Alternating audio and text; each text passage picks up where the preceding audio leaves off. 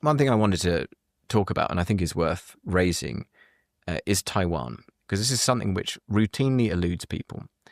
They don't get how important it is. In some people's minds, it's like a complicated territorial dispute somewhere over there. Why should we care? And the reason that the US is as firm on Taiwan as they are is not necessarily because of their deep belief in Taiwanese self-determination, although many US politicians say, and I'm sure believe that. It's economic. The best analysis at the moment that we have of the economic cost of an invasion of Taiwan is 10% of global GDP, $10 trillion. So that's Bloomberg. That's about 5 times worse than the economic impact of the Ukraine conflict. And it could easily be much worse than that with various other contingencies. The reason for that is partly chips, semiconductors. Most of them come from Taiwan. Certainly, the vast majority of advanced chips come from Taiwan. You kill that chip supply chain, and we are all in deep trouble.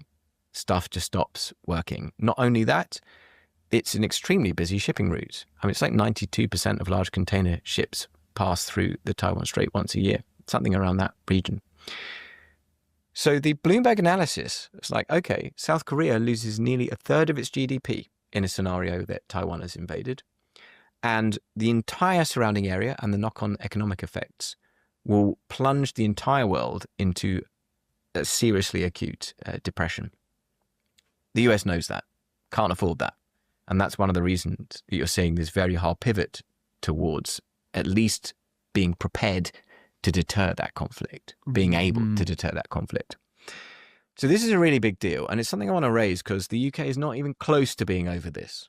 I don't even think that we've properly assessed how exposed we are and what the economic damage could be. So what happens if we can't get chips anymore? Your iPhone starts costing £10,000. It's not an exaggeration. You know, you can't get stuff. There's massive delays, you know, bearing in mind that the vast majority of all things actually made are made in that part of the world. You know, we're talking a really serious problem. And have we got our house in order? No. Actually, what we're doing is we're walking further into a place of unpreparedness, of greater dependency, of not being able to defend our interests, because China will be in a position to say, all right, and where are you going to get your stuff? You know, we're making it worse, not better. What we should be saying is this is an appreciable risk. China says it wants to do it. They've got the biggest military build-up in history.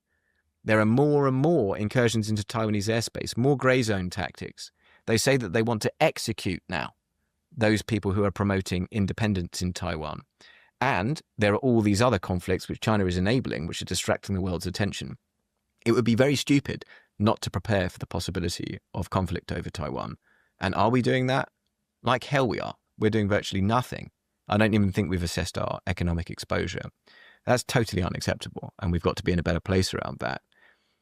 We already failed over Ukraine to deter and to de-escalate an easily foreseeable conflict.